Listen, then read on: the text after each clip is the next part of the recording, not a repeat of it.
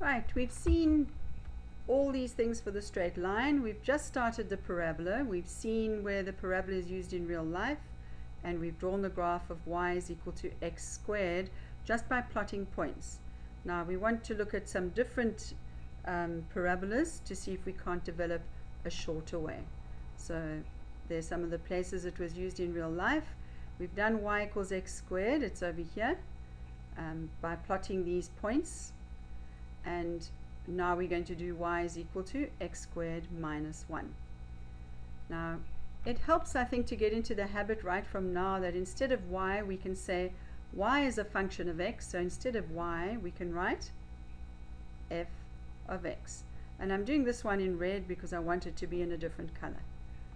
Right, so f of x is equal to x squared minus 1, which means, of course, that now when we want to find the function of negative 2, because x is negative 2, we can put the negative 2 in for x every time it appears. Right, so the function of negative 2 is going to be, instead of x, negative 2 squared minus 1. And you can do that in your head. Remember, the negative squared is positive 4 minus 1, which makes 3, or you could do it on your calculator. You won't say that very loudly. Right, then negative 1, x is negative 1. We're finding the function of x, so this one is the function of negative 1, which means instead of x we write negative 1. So it's negative 1 squared minus 1, which gives us 1 minus 1, which is 0. Maybe I should go back and plot these. When x is negative 2, which is in line with this one, when x is negative 2, y is equal to 3, which would be about here, right, somewhere around there. When x is negative 1, which is about here, y is equal to, x is negative 1, y is equal to 0, which is here. Right, the next one, when x is equal to 0, we are now finding the function of 0, the y value, when x is 0. So we put in 0 instead of x, so it is 0 squared minus 1, which is 0 minus 1, which is negative 1. So the function of 0 is negative 1, and that means where x is 0, y is negative 1. Whoops, about there.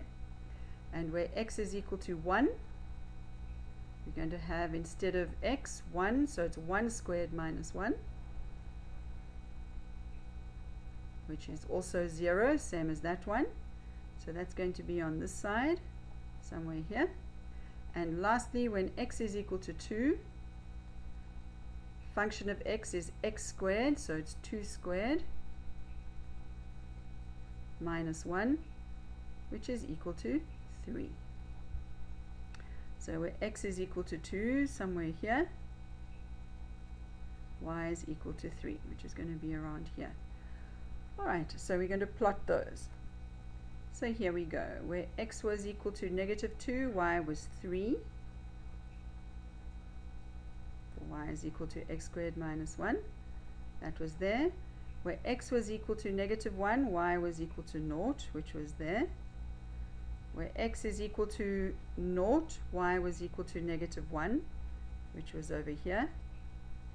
And where x is equal to 1, y is equal to 0, which was over here. And where x is equal to 2, y was equal to 3, which is over there. And we draw the parabola, and it looks like that. Let's just put arrows on the ends. Alright, so I think you can see what has happened, and a lot of you would have worked it out already at the beginning. If we had y equals x squared is this greeny blue one, then y was x squared, and if you subtract 1, the y value gets 1 less, so it moves down on the y-axis. So let's see if that's what happens. This was y equals x squared, which we drew before, and if we just move that same graph down, it fits exactly onto this one. Right, so y equals x squared just moves down. Right, so it's exactly the same graph.